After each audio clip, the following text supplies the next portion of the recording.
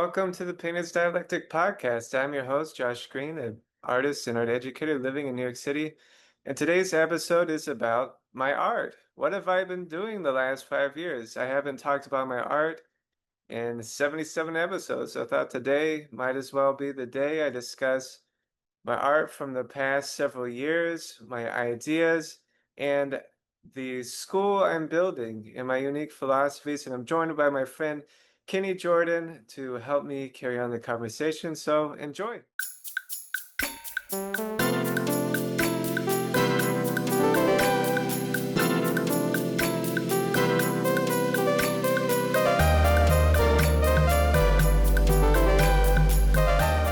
right, welcome, guys. And today's going to be a casual, open discussion. I'm going to share my art from the past couple years and some of the projects I've been working on. And to make it fun, I brought my friend Kenny on board. Kenny, how you doing? Doing good in yourself. Doing good. It's been a while. I don't think I've talked about any of my paintings on the podcast, I think at all. Yeah, it's a little late for this. It's a little late, around episode 80. I mentioned that, but yeah, I've been developing over the years, and yeah, and you've watched me change over, I don't know, 15 years now, so you have a pretty good insight into my practice. Okay, so here's my website, and on it I have a portfolio of my art so far, all the major shows I've put together. My thesis show from Alpha was called Hollow Myth, and I had it at the Fossig Nelson Gallery. And in this show, I'm trained in the classical painting technique. I was really thinking about the tradition of classical painting, of realist painting in the West, and how it's been used to depict myths, represent ideologies, major ideologies. The style is incredibly influential. The style carries with it a dignity. And so it's been used to perpetuate and even for propaganda purposes, right? So what I did is I imagined kind of dissolving all the content out of this realism and just looking at it in its bits and pieces how it works. Mm. The statement I had is I believe that the conflicts which are happening within me in my search for meaning are a reflection of what is happening in our culture on a larger scale. A balance between the bleakness of science and its implicit philosophies of atheism, nihilism, and determinism, and alternatively to the irrational conformity to my inherited myths, Christianity, capitalism, liberalism. While the myths offer order, they can blind us from reason and become tyrannical. So I create images, visual analogs of my uncertainty, in the meaning of Western oil painting, the medium that depicted and propagated the great myths of the past. The hollow mythology of my painting is me simply stating my experience. So it has to do with kind of a moment in history where we're very uncertain about who we are, if we still believe in any of these things, what good are these things, and especially conflicting with science, right? How do our myths and beliefs hold up to science? How can they survive science? But science breaks everything down, but it doesn't offer a new synthesis of how to continue forward, how to create order, how to create social harmony, morals to live by, and things like that. Science is just very objective and about measurement, and it's essentially nihilistic. It's devoid of any meaning, but it's open to interpretations. Like what we see in quantum physics, many people are making many wild interpretations of what it could mean, but it is inherently meaningless, right?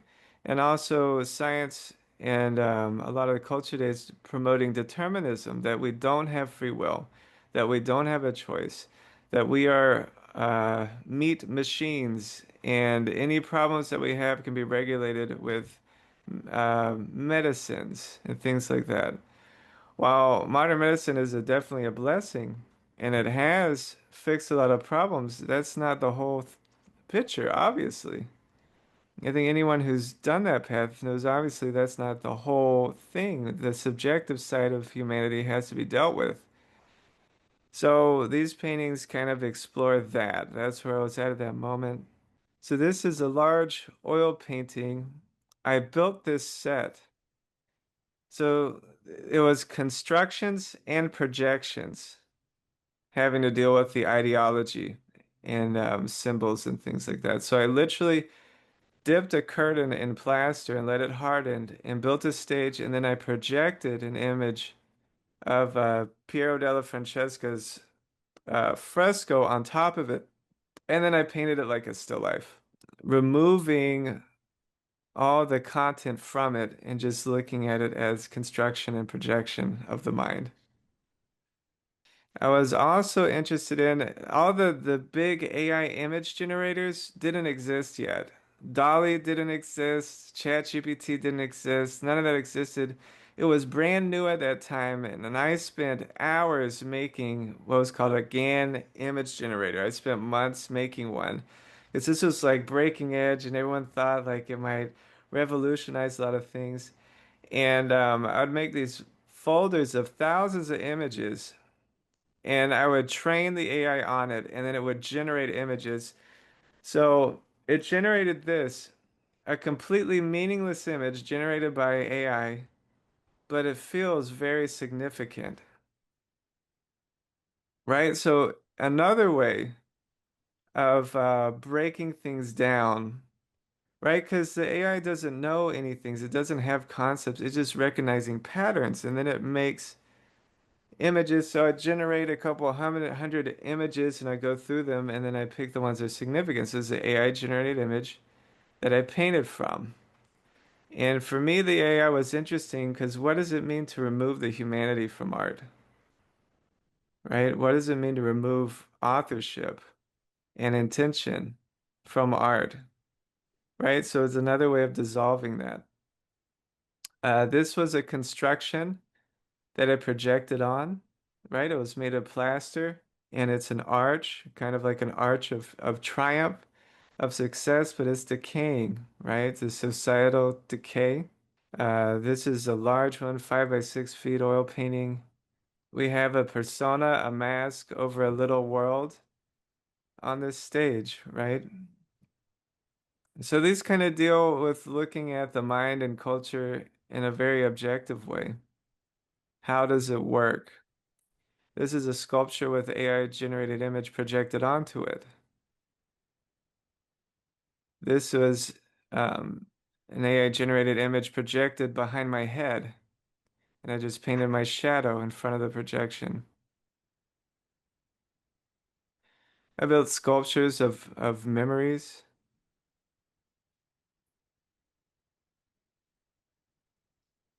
a sunset.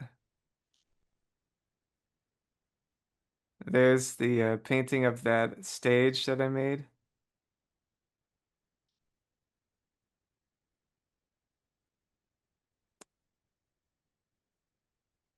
So they feel significant, right? They have this feeling of that Western style, but you're just looking at the bare bones. Here was the exhibition space. I partnered with Shauna Faley, who does these massive ceramic horses. Some of these were like 600 pounds, and we had to move them in there with a forklift. But such a great exhibition. Very happy with it. And I thought the horses kind of match with my paintings really well. They're literally hollow and they have this kind of classical tone to them, but they're cut up, this kind of dissection or analysis. Here's one arrangement on the wall. God, they work so well together. They're beautiful. Yeah. It's nice, man. And I made this into a book, and these books you can actually get. They're on a Blurb, but Hollow Myth, you can actually read my thesis. It's all written out, laid out with photos. And so that was that project. So what do you think, Kenny? I just remember you kind of like searching at this time. Mm-hmm.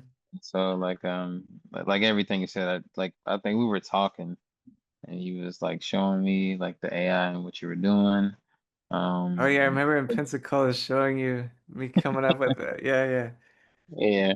But just like the images and stuff you were feeding and like you were feeding it things like the questions and religious things, non-religious things, I think just everything you were investigating. Yeah. So that was kind of cool to like see this and like it did have like a questionable like presence, but I feel like that was the really the thing that stood out to me was like this is art, like this is art, true art in a sense, but it was legit a documentation, and you just had an artful way of like doing so. Mm. If I had to say it again, I would say it the same way. And I only mean by that because it's like you literally like the art in a sense kind of felt like your notes. The books kind of felt like everything got pulled like together. Like Mm-hmm. when you were like showing me your readings, I think your readings like accompanied this like very well. I think it's really important. And then to see you go from going into depth about these things and then like taking like breaths and coming out of it. Um just how you all like place it together when it comes to like the still life, the stage, the persona, like the mask, like above it, and then you like molding these figures coming from your like your practice from like Florence and whatnot. I just felt like knowing you before this, I was like, man, like I don't see the like the radical expression Mm-hmm. that we're used to seeing from you, but it was cool to see like the void of it, like hollowing all these ideas out and like carving space for like your projects to come. So it was important. I can tell it's important for you, and like, it definitely is like a stepping stone. Like it all, like it's a nice like puzzle piece to know what's to come from this. So yeah, I'm glad it was like such a like stark like different from your other paintings and from Mm-hmm. your other pieces. So for Mm-hmm. me, it felt like it felt real. It felt different. It felt like you truly was like exploring yourself, your concepts and whatnot. And yeah, so Yeah, Pam. Josh, the picture on the screen, that's your shadow with the landscape behind it. Is that a painting or is it a print? That's a painting. So But you painted your shadow? yeah, yeah. So I have a still life stage. Wow. I'm standing in front of the projector and I painted it coming around me. So the part that's your head is painted on there. Yeah, that's painted. Cool. This one sold too. That one sold a lot of them. So this one sold in Germany when I had my show. I think that one I sold in Germany. Are those paintings or This one. sculptures? These are paintings of sculptures. Wow. Yeah, They're so all paintings. they're They're all all paintings. of these are paintings. This is a painting. These are all paintings. This is a painting. Wow. Great. Yeah, and so that's what I meant by it. It was like even at the start of like Josh, like the artist like Aaron, like he was speaking of like painting through life, and mhm. I felt like he was kind of like painting his present moment, painting like what he was thinking, painting what he was going through, painting. He was essentially painting his book that he wrote. I Yeah, love and that. in the Renaissance, a lot of the training the students would do were of gesso cast, of plaster cast. And they'd also build sets, so to set up lighting and kind of there was a theatrical element to composing a painting. So I literally brought that whole system of plaster. See, these are plaster and card. You can see the cardboard edge right there. Plaster, and I'd build these in my room or in the studio. You can see the fabric. And it was that same method, but I just left it kind of raw. and empty. Um, okay, so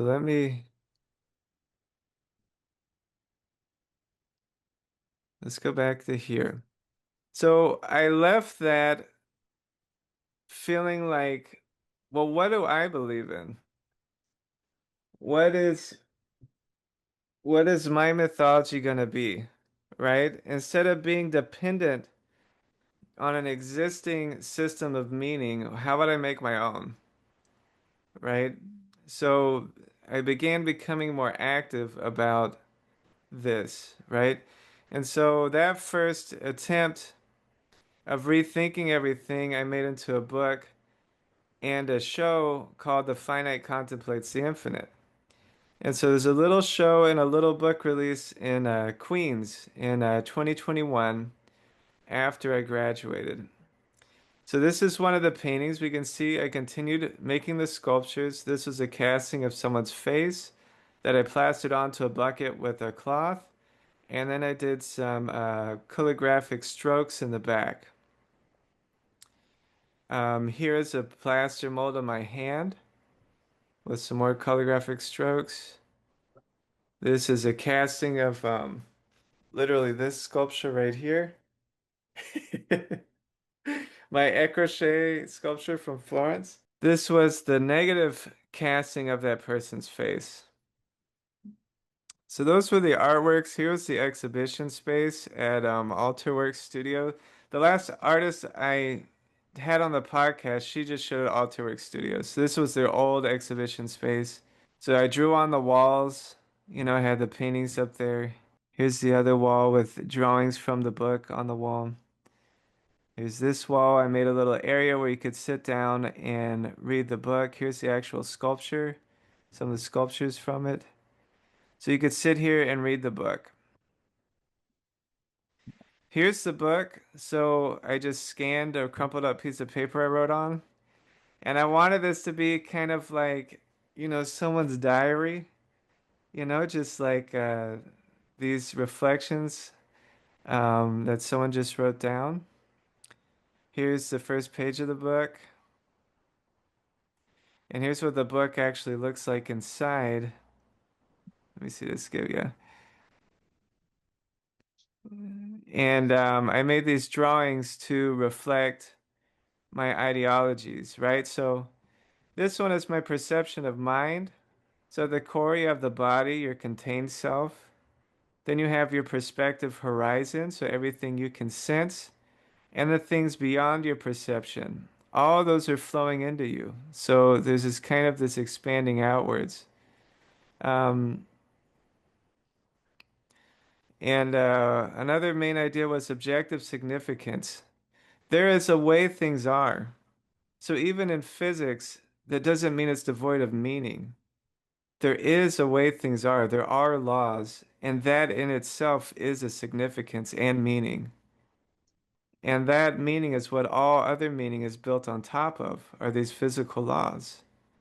So that's objective significance. Here we have the quantum nothingness with the positive and negative, the matter and antimatter polarities going out, and here we have the person with the same cycle going through.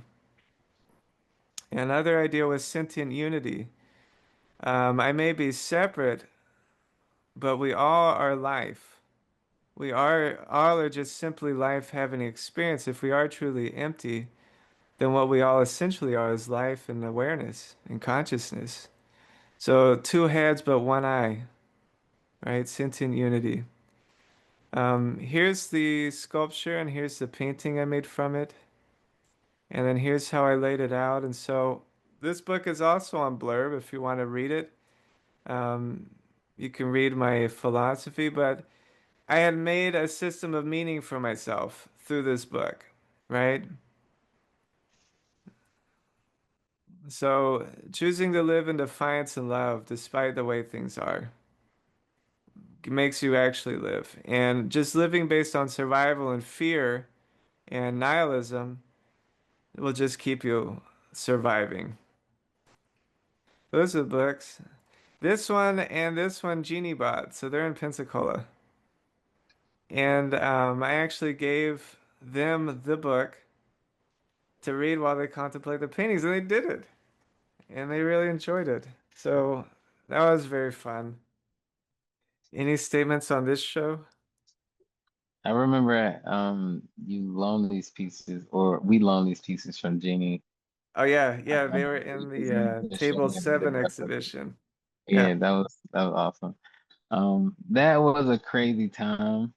Uh, I love this series. I wish there was more work, but you kind of like I think you kind of like synthesize it or like you develop it like even more on the next series. But to stay on Yeah. this series, um, Well, this was while I was moving to Manhattan. So my life increased a lot in complexity, and I didn't have the time I had when I was an MFA without much to do, you know. So I was moving, I was getting new jobs, I was super poor, and this is what I was able to create in that time. Yeah. I just like again, I think one of my favorite parts of it is that you're making like books out of these things. Yeah. Um, to me, I think I just love that part. I would like doodle in my. I think I started like messing with my iPad around this time, so I was just doodling my iPad. I And remember that. Josh was like the same like type of notes, but Josh was like turning his notes into like books, and then like doing these paintings from it. And so like I don't know, I feel like this is a difficult time to make art out of all the things that you're kind of like thinking about without like grasping on like someone else's, like but to fully like go for your own ideology and like kind of put this down. Um, I think I was excited for like where it was going only because we only saw like two or three pieces. But I was still like in awe of course, like the quality of the paintings and just that. Um, like the pieces like of the still life pieces of like the of the relief they felt like intimate in their own like way in a sense, and this is like the first time you start getting like making like smaller pieces, Yeah, I so had to. yeah, like, that's why like this kind of like stood out like, oh man, like he's going small. Yeah, Pam? They're very theatrical, Yeah. and uplifting. I don't think that they take the viewer out of the present and the current circumstances and uplift. And I see why you're going into theater design, Mm. because you have a knack for spectacle. Yeah, that's the classical tradition is that. And for example, this one, I was writing a lot of philosophy at this time, and one of my ideas, looking at the science and philosophical tradition and stuff, is the self is kind of like a whirlpool. It's where all these streams kind of converge into a point. So this was the self, right? All these streams pouring into a single point, and that is creating it. And then here's this, the face looking upward is always a symbol of like looking towards the sky or the divine, right? So it's looking upward to this point, right? It's so theatrical. It's so beautiful. Thank you. Yeah, this one, I took an image of a graph explaining Einsteinian relativity, that space and time warp, and I put the warping around the subjective instead of the scientific object, that the subject warps space and time. Um, and these were just kind of existential contemplations, but if you read the book, you can hear all the philosophy. The finite contemplates the infinite, right? A core existential idea. Yeah, so after my thesis, I had all these other ideas I wanted to work out very quickly. So I had four ideas. Only two of them I'm showing. The other ones I'm not showing. But this one was like a game changer for me. This changed everything. Was this book and little exhibition called Closed Eyes. So I did this an experiment, and this really was almost scientific.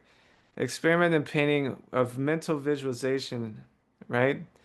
So what I wanted to do is I was inspired by the science of clouds. I remember reading in the 19th century they discovered that clouds actually had patterns. So today we have like cumulonimbus and cumulus and stratus and all. Before that, no one ever noticed, right? They weren't naming them or categorizing them.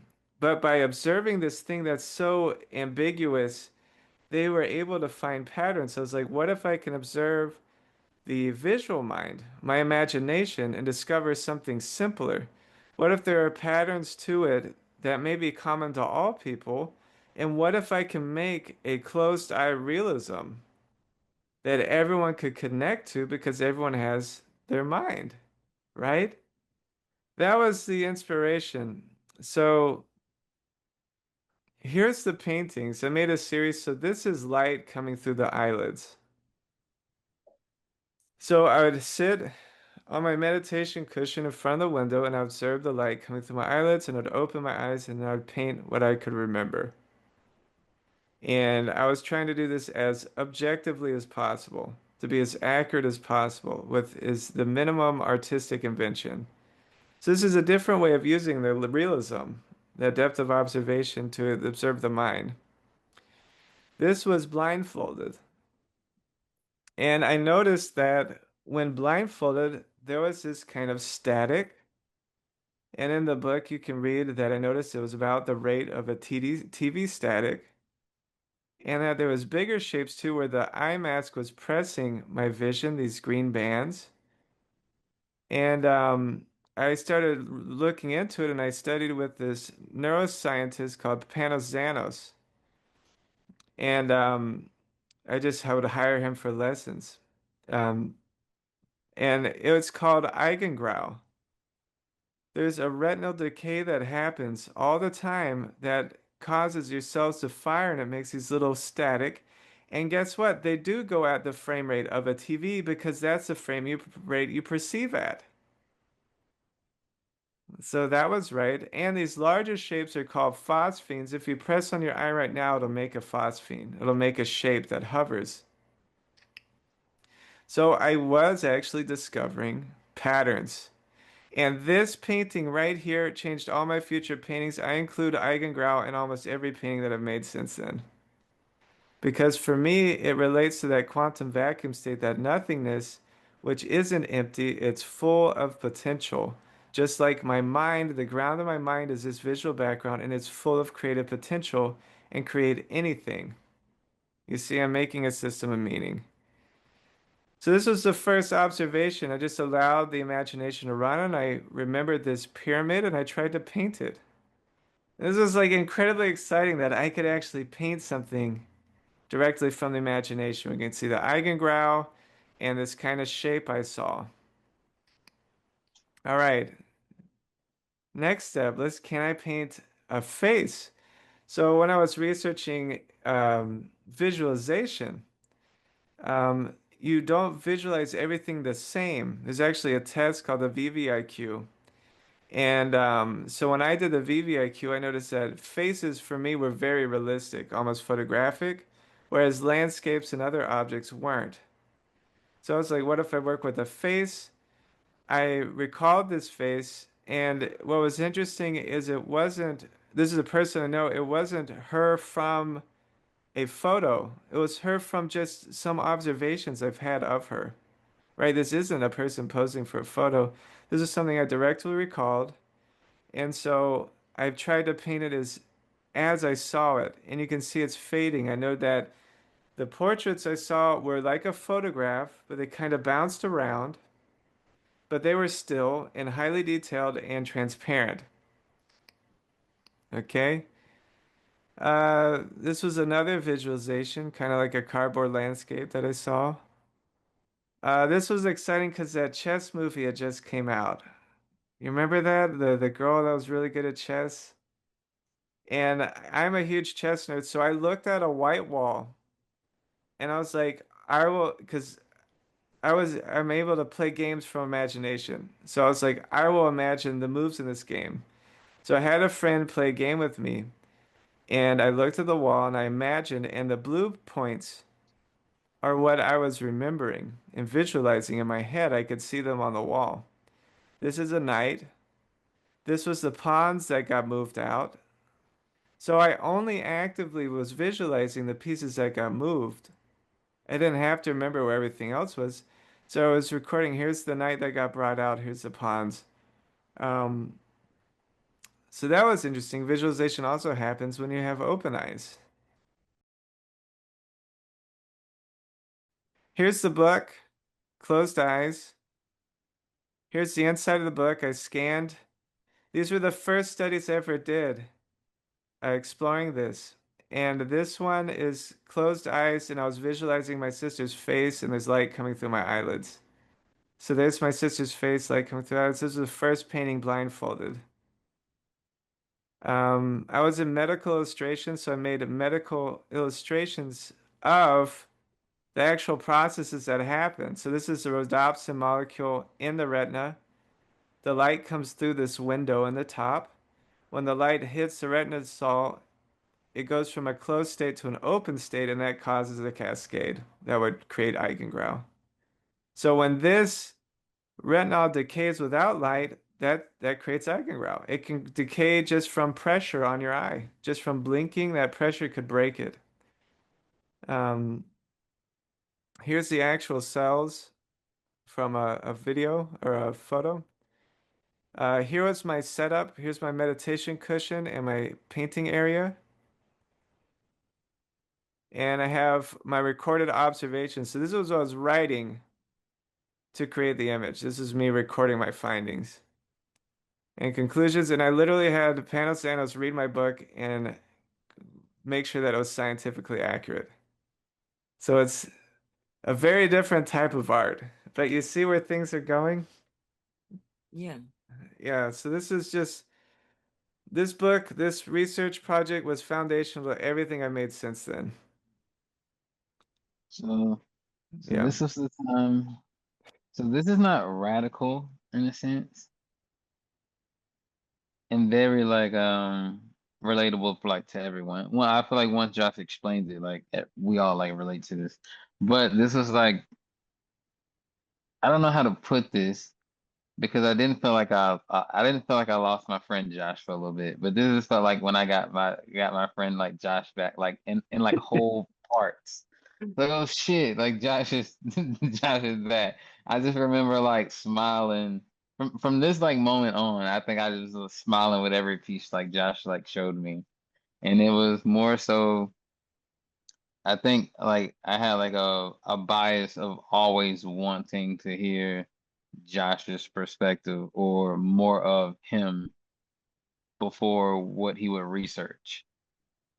And I think this was he done his investigation, but I feel like he fully inserted not just recording like where he was at a particular time and space or what was his or what he owned, but it was a direct correlation of his visuals again.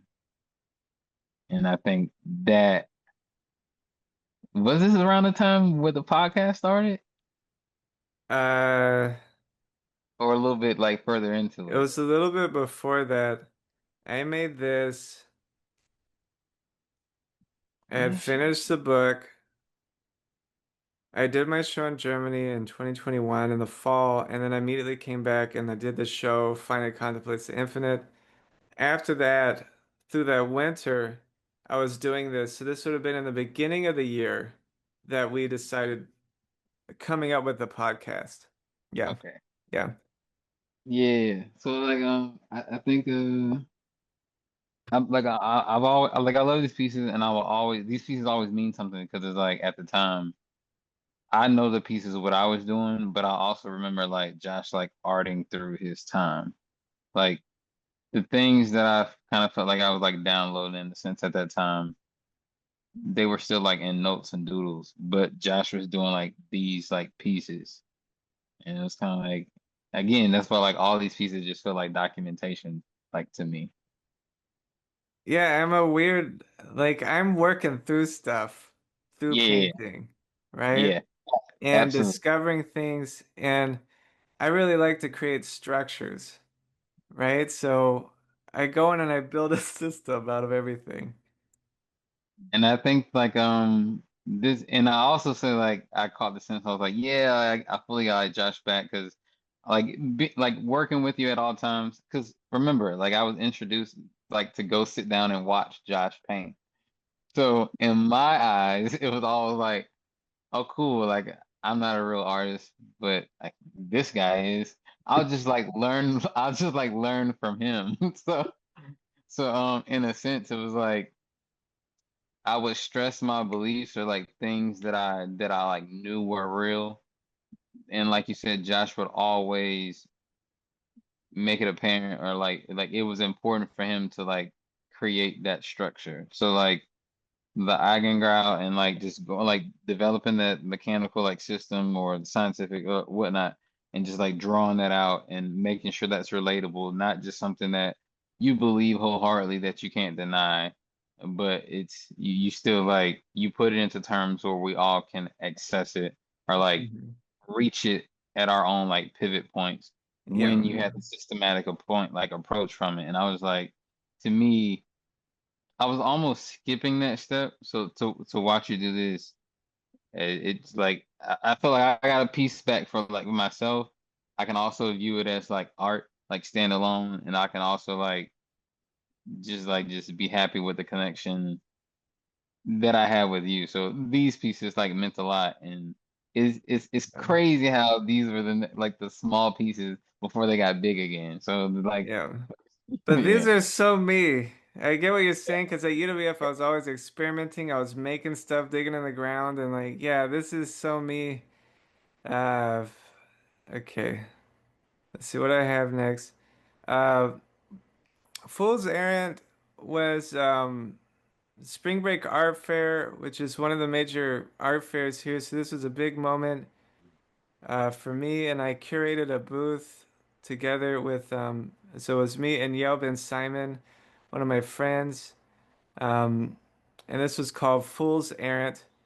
And if you haven't been to Spring Break, it's a really fun art fair because it's for emerging artists, and you can it's in an office building that's on Central Park, right? So it's on Billionaire Alley in this office building that used to be the Ralph Lauren studios where they had the factory. And you can do whatever you want to it. You paint it up, you make this crazy stuff. It's a wild show, but here's our booth.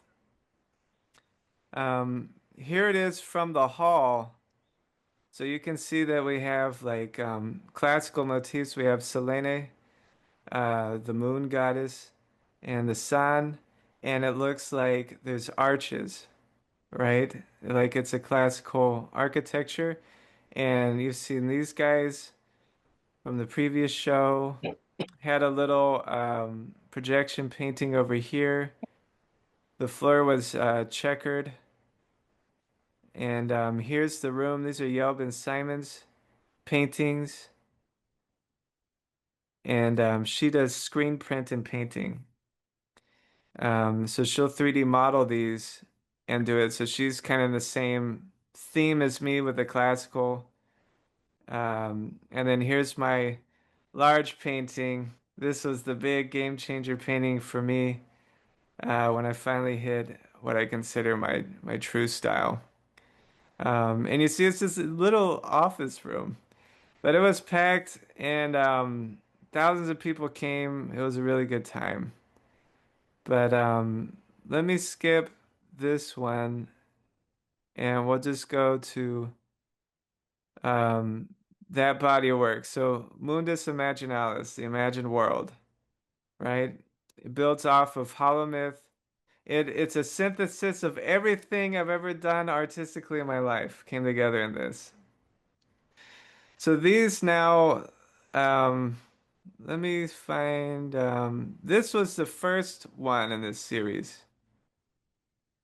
And now I knew my philosophy. I created my artistic voice in this unique style, right? So here in the visual space, I use the golden ratio. So this canvas is a golden ratio, which is an infinity. and it's an affinity that creation is based on, right? So that in itself is a symbol. That's the space of the Eigengrau. And then within it is a bronze, like a Greek bronze of a woman. The eyes have fallen out like the old ones do. And it's this is a motif called woman at the toilet, right? Not on the toilet, but in the bathroom making herself up. So she's reflecting on herself and making herself up. But like Greek bronzes, you can see the eyes have fallen out. She's hollow. And this was a reflection on the ego. Through reflection, through this observation, it's creating itself. But in reality, it's an infinite space of potential that it's not really there. And bronze is an interesting material because it's so solid, but under heat, it can be take on any shape. So the ego is kind of like that. It's been cast and it feels solid, but it's actually malleable, right? So I'm being very literal and just painting exactly my philosophy, but it feels like very mystical and vague and otherworldly, but it's a literal depiction of my philosophy. So this was a big moment for me, and then this one was the game changer. I was like, I'm really going down on this theme. I bought the massive, I made this massive 6 by 5 foot linen canvas with aluminum stretchers, and I'm like, I'm all in.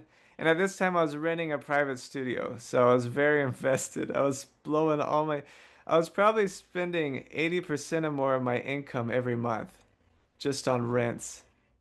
It was like do or die, you know? Like I'm all in. So here I had figured out, hang on, we got some bachata going on. This one I was thinking about metaphysics. What is reality? Right? I reflected on the self. What is reality? And I have this world emerging from the background, the Eigengrau, which also looks just like space and stars, right? I have this background emerging. In the top, we have a kind of observer and an object, this original duality, right? And here on the ground, we have the Platonic solids. These are the philosophical elements that everything is made out of, the primordial energies, fire, air, earth, water, and aether, or space, or spirit. It depends on which tradition you're looking at. Standing in the center are just legs relating to this part of our body that is grounded, which has a relationship to the earth, that are kind of the columns that hold the rest of the mind up. And they are these blue faience, Egyptian style legs, which was the beginning of Western philosophy. So the faience sculpture has, it looks just like you would see in a museum, this kind of tan clay with a glaze of blue glass over it and lotus flowers painted on it. Now in the Met, there's a hippo that I base this on. And when the hippo, when they bury it with the people in their tomb, they'd break off its legs so it couldn't harm them in the afterlife. All right, so here I have the broken legs broken off. So a lot of layered art history symbolism, but it's not mine, it's public. So now I'm finding a way to weave in public symbols into my personal space so that people can come into my space, right? Um, yeah, and I felt so happy when I made this. I'm like, this is it. This is it. This is who I am. I've done it. You know, I won the war. Um, this was the next one where I started researching symbols. Um, so here we have the Eigengrau space again. This is the same scale, 6 by 5 feet. This clay is the clay I actually dug when I was at UWF. I dug it from the river. It's yellow ochre, and I processed it myself. So here's the ground of my starting point. And there's a lower half and an upper half of the painting. So here on the ground we have a snake and this solar mask, right? And so the solar uh, in the Western tradition is the point of gravity, of mass, that everything rotates around. It's the center of self. And the sun vivifies everything. When we see the planets in the sky, they're lit by the sun. And the sun is the source of light and life on earth, right? So this is the essence down here. And here's the snake, the primordial sin, the primordial chaos. And it has the southern red touches yellow on it, so we know it's a poisonous.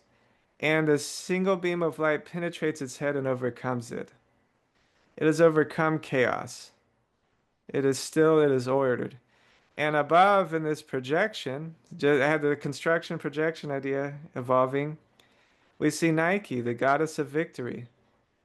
These higher emotions, the feminine aspect, right? The highest emotions calling the hero onward to this land of these steps. We have 6 steps and then a transcendental 7th step with a black sun. And I call this one the artist's path. This is a journey to discovering the creative potential within ourselves, laid out as an image for contemplation. The next painting was this one, the recrystallization. And we see we're dealing with the upper half of the mind, right? The part that's in the air, that breathes, that has the heart, that has the mind, and the hands that deal with creation. And the hand is pointing to its head, and there's a spark of Eigengrau there, and below it are all the Platonic solids, golden and unified into one. And now all of creation is just a projection. And the thinker, this figure, is what is solid. It's what is crystallized and perfected, harmonious.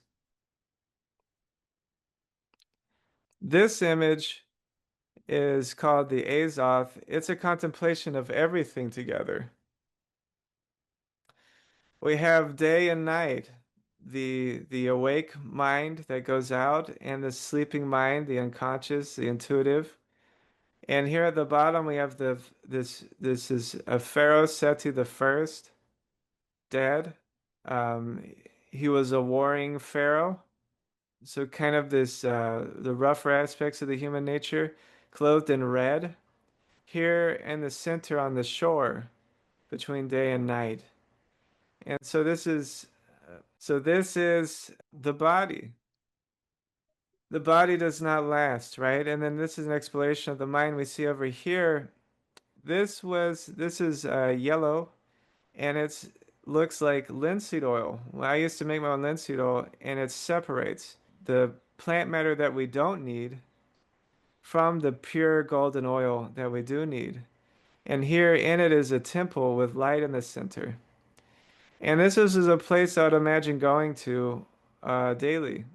I would imagine going here to be with my highest ideals, right? So this deals with thought. Over here we see kind of a hurricane attached to the stomach, right? Kind of like a hurricane or an energy center. And this deals with the emotions. So here we have thought and emotion split between night and day. Our next central point is the earth, the world, our realm of experience. It's the very center of this mandala. Then up here we see things dissolve into geometry. And so this is pure thought. Geometry is thought without a subject. It is pure thinking. It relates to nothing that is experienced. And then over here we see kind of like a Buddha figure. And this is, you can think of like maybe a higher intuitive self.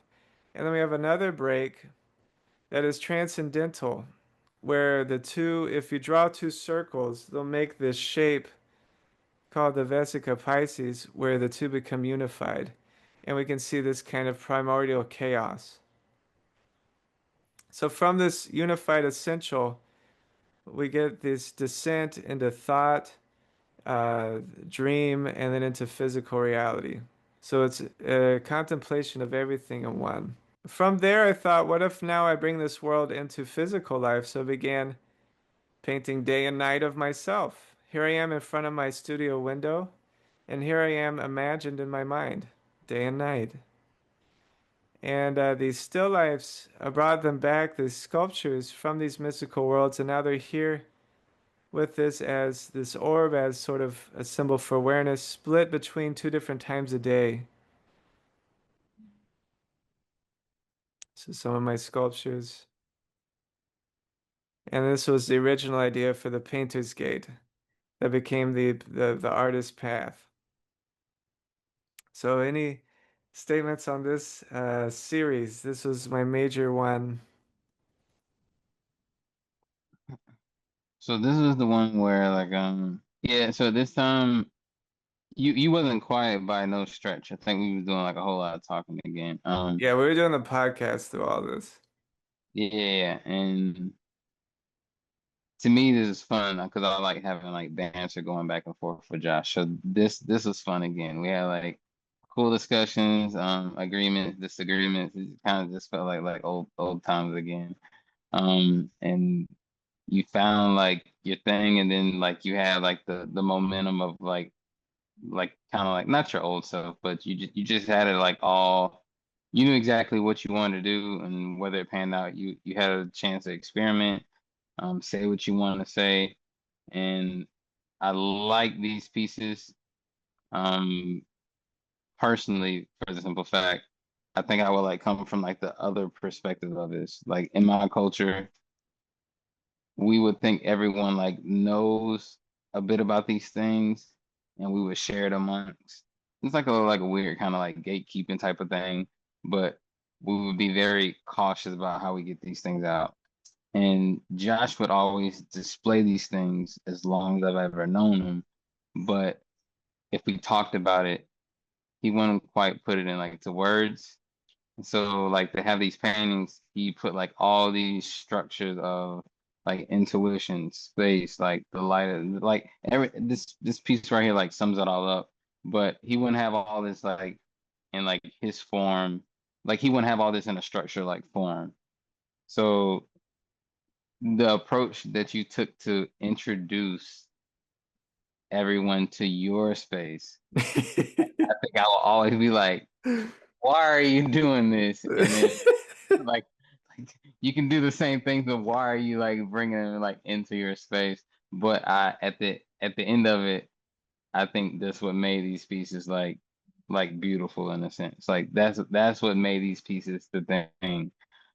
So like how you dealt with like that relationship to me like was the spin upon everything. Not you searching and finding, but is when you find yourself, like how would you like play that out? And your choice was to bring everyone like in. And so that was my biggest takeaway from all these pieces. Yeah, But because I remember you were upset that I was using cultural yeah, yeah, symbols at that time. yeah. But I think now that that was important to include people because if it was just radical individualism, no one can relate to that.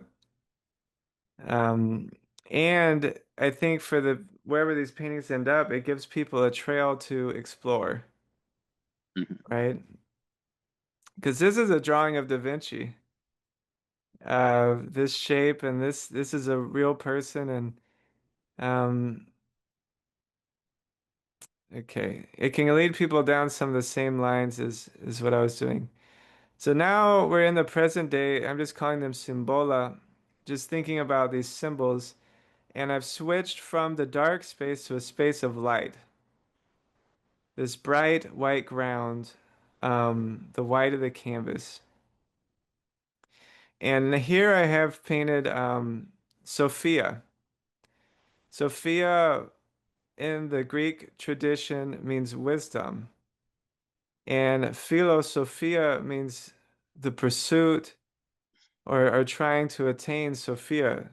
So she was usually seen as a woman. They called it an eros, which we get the word erotic from, but it has to do with an attraction, a desire to bring something into yourself. And so this is a love, a pursuit of wisdom. Um, a very high form of eros, right? This pursuit to bring this wisdom into yourself. And here at the center, we have a Tudor rose opening. And coming out of it, these are the letter Yod from in Hebrew. And the Yod is related to the element of fire. And it's also related to Eros, the creative force. So Sophia is behind the screen of this creative force, and the flowering of the heart is in the foreground. So now I'm kind of really going deep into the cultural understanding of these symbols and just remixing them. Um, this is a sculpture that's in the Met. It's a little tile, and this is a perch, and this is an ibis, and this is an ostrich feather. The ibis represents wisdom also. It was represented in the god Thoth or Jehuti. And Thoth was the one who brought writing, script, mathematics, knowledge and wisdom to the world, right? So, kind of going back to the oldest civilization, here's the one who brought it. And the ibis is interesting. It's kind of an androgynous figure that goes between day and night, land, water, and air. Um, it moves, and its beak is kind of shaped like a moon. And the ostrich feather was a symbol of Ma'at, primordial order, the order of the cosmos. And Ma'at was thought of something that had to be maintained by everyone in the society. Everyone had to do their duty to keep things going together. So here they are together, unified, wisdom and order, as a way of overcoming the chaos of life and corruption and things like that. Um, this comes from Kabbalah. Um, this is the idea of how things come into creation. It's called the Ein Sof R, and I created it as a rose, or like a flower. And you can see the Hebrew letters Ein Sof R. And at the center, we have a tiny black point, and this in Kabbalah is known as Keter, where all the forces of creation are focused into a single point and then they pour into reality. And I have it as a flower in the white space. Um, Here I brought back my solar mask and I combined it with the symbol for Mercury. So we have the moon and the elements and then the sun.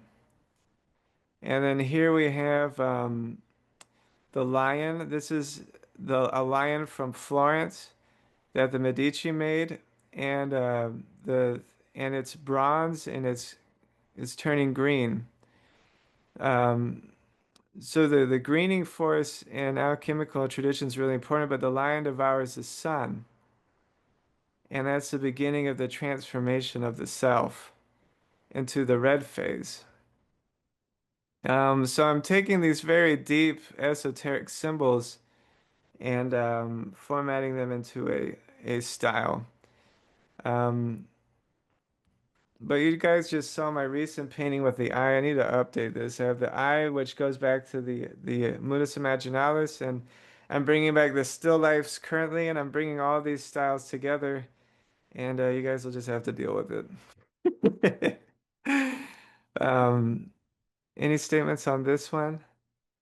It was just that I couldn't believe, like, throughout the course of all these, and more so now than then, that you would just paint your literal thought. Like, it's very, like, literal. Like, it's very, like, this plus this is the painting. Like Yeah, that, like, that's yeah, it. yeah, yeah, There's nothing vague about yeah, it. For me, it's very clear. yeah. Yeah, Pam, do you want to say something? I was going to say these last few images are very direct. There's less fogginess, less haze, less. I mean, they're more direct to the viewer. Yeah. Yeah. And that's the symbol. Symbols are very simple but powerful. Yeah, they're Eh, more. There's less atmospheric Yeah. interference. Yeah. And I've been thinking about how the role of art in society. Actually, where I met you, Pam, I gave that speech where I talked about the what is art good for? What is its point? And that whole talk was my investigation to how art actually builds a cohesive society through a set of symbols. So here I'm looking at the symbols and how they created the society that we live in today, and how ignoring them leads to societal decay. If we don't control what the media is, if we don't control what it's representing, that introduces chaos into society. If we allow anything goes in the media, then anything goes, right? We need the art of this time that built society would inspire people to be towards something higher, would inspire cooperation, would inspire ethics, would inspire devotion and cooperation and love and beauty, and all those things were very important, right? Creativity is also important. It's important to open your mind and explore and to do new things, but we can't just throw away what works because there's some bad stuff with it. We can't just throw away what built our world. We have to go back and reflect and understand it and then integrate it into this new way of being. That's my kind of take on it. So now, all of this, I've been reflecting on what an artist is and what's good about an artist. And I don't really like how art is done today, and I don't really like the role of the artist today. It may be good for a lot of people, but it's not good for me. I think of the artist as someone who is a philosopher, who is skilled, and who uses that skill in service. As an artist is someone who creates medicine for society. What I see today is a lot of flattery. Flattery. So, for example, like a chef can make a very delicious cake and you'll love eating it, but is it actually beneficial? You know, cake is a poison, and we can look at a lot of our media today. It's actually poison. It's flattery. And a lot of things we consider high, this way people dress and certain status, things like that, they don't have anything truly beneficial in them. And even the contemporary art world, is it actually beneficial? Is it actually doing something? So for me, art has a medicinal function. Um, Yeah. Art isn't supposed to always taste good, right? It's supposed to guide society and guide people towards something that we know that works and is beneficial, right? So my idea is this is an art project from my studio, my school, and that is the artist errant. And what I'm trying to do is to synthesize the craft that I learned in Italy, the creativity I learned in the American university system, and the philosophy I've learned all into one, just like it was in the Renaissance. And not to be a recreation, but to take what really worked, what actually changed society, and recreate it in a contemporary sense. And so, along with my studio practice, this is my mission. And so far, I've built a core curriculum of the fundamentals of drawing, the Bargue drawing, the Grisaille paintings. I have courses for these, and the still life painting is what I've been able to do. But I also wrote an artist errant creed. And here's my painting of wisdom and order. So I can read it to you. O painter, your art is imitatio Dei. That's the imitation of God or the Creator. Recognize the living light within you, the creator of infinite realms of perception. All is light, a river of value, color, and shape pouring forth from eternity into eternity for eternity. You are Imago Dei, the image of God, the microcosm. But does your light reflect this? How have you crafted yourself? Your vision isn't clear. Your hands are incongruent. Your proportions are full of errors. You must master your craft to master your image. It is a path of effort and action. Your technique will become a vessel of the creative force. Without a proper vessel, it cannot flow. Once the vessel is built, let go of all effort and let the living light work through you. This is art in its highest achievement. So, from here, I have the student gallery. These are the Thank you for lives that that. well, Thank yeah. you for that. Oh, yeah, you're welcome. So, here's the people that have done my training, and these are the lives I'm trying to touch with my philosophy. So, here's some of the work, and you see I'm holding them to a very high standard because I believe once you accomplish the craft, then the creative force is free to flow through you because it removed all the obstacles to it. I don't think I could have discovered my artistic voice without this discipline and deep introspection and working through the things blocking me, right? Here's Phoenix's Barg. There's Rosalie and Alpha University. All right. I have a teacher gallery, so people can see, my academic work. And then, here's me in my studio. So my creative work so they can know that I'm confident. Um, we can go to the courses. I have 3 courses. I've spent literally 6 years making these now. 6 years of my life making these courses, and I advise going through them while taking private lessons. Um, I've also built an oratory store. So an oratory is in Western traditions, you build one in the home, and it's a place of spiritual practice. It's a place where you develop these things. It kind of anchors it. So I'm also making art objects for spiritual practice, and there will be a spiritual component to the artist errant, which I'm making here in these booklets. So there's my symbol, the artist errant, the owl of Athena, representing wisdom. The owl can see in dark places where other can't. And it's on top of the Egyptian snake Apep, the primordial chaos.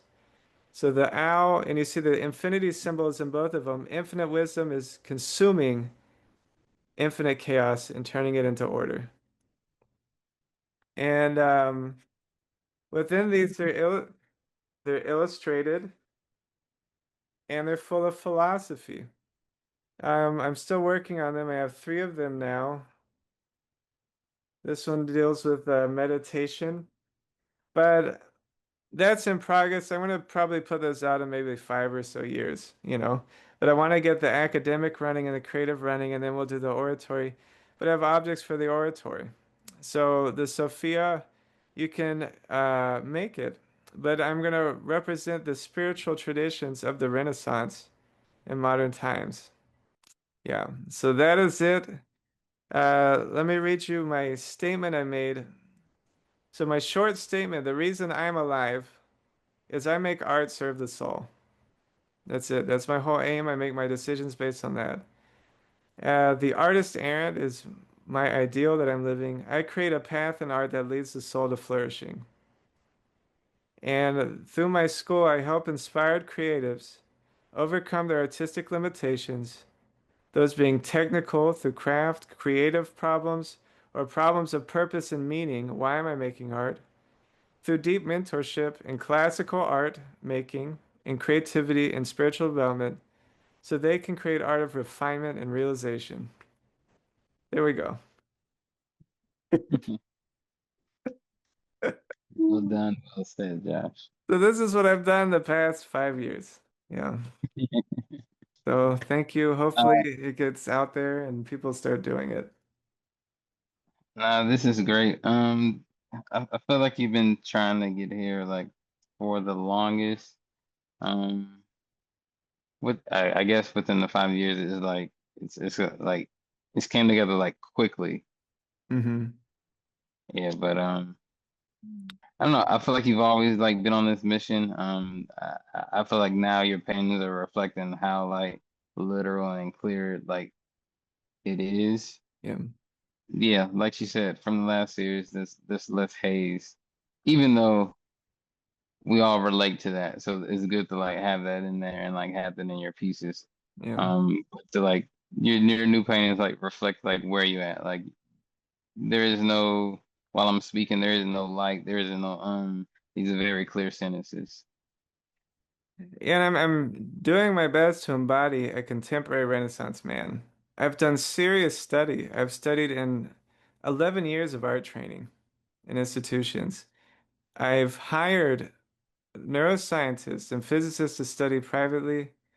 I've gone and done years of training in Zen temples. I went and did a meditation teacher training at Tibet House in Tibetan Buddhism. I'm doing teacher training in Hermetic traditions and Neoplatonic traditions. I have many teachers, and I'm seriously trying to build something to leave here that will actually have an impact on art. And the podcast was one of those ways of me of collecting and recording the knowledge and study that I'm doing. Because I was meeting Hmm. all these experts, I just brought them in one place so I could share what I was finding with people, Hmm. right? And also, it's a record that I can go back and look at what I've done. And now we're almost at 80 episodes. We've been listened to by over 70 countries in the world, and it's out there. It's out there. Yeah, any last statements? I need to go soon because I got to teach a future artist errant at 2:30. I don't know. I'm glad like your goal is to like kind of like make this serviceable, and I love we would always like ask like what is an artist? I think we've been asking that question since we were in school.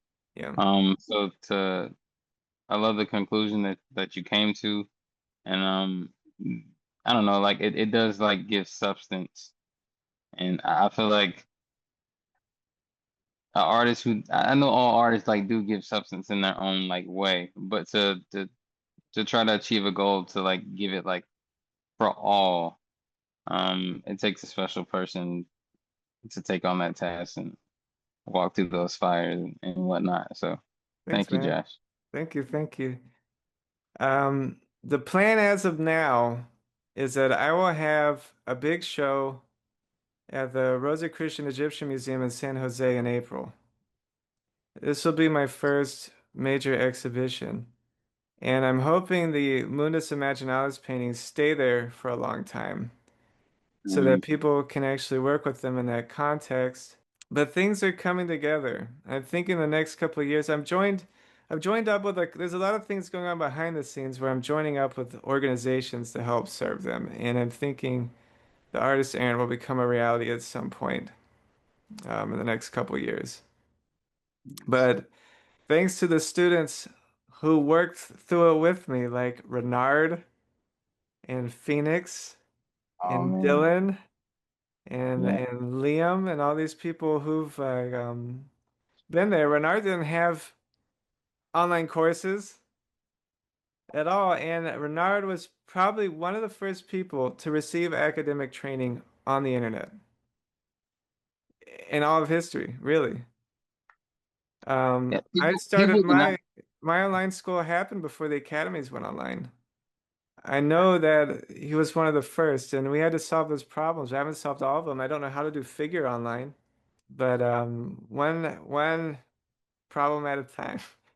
I don't know, like I would mention your class and direct people, and I don't know if like people could wrap their head around it. I'm like, this man is literally just giving away academic training. And It Josh, take you've helped me, in a lot of ways. Yeah, you've helped me create a lot of this too. You've helped me create a lot of this. Yeah. I've had a relationship with you for a few years now. Yeah, I think we've been meeting for 2 years or so. Yeah. Yeah. It's Yeah. beautiful. Yeah. And that's the artist errant. It comes from the knight errant. The knight errant um, was of service to anyone. He didn't obey any king. So anyone who came and asked, they would help, right? And that's kind of how I do it. I'm That Julie? help, and I just wait to help whoever needs it. Let's do that. But I think with that, we'll wrap it up because I gotta go teach future artist errands. Bye, Josh. Thank you guys for coming. Bye, Paige. Bye, Miss Carol.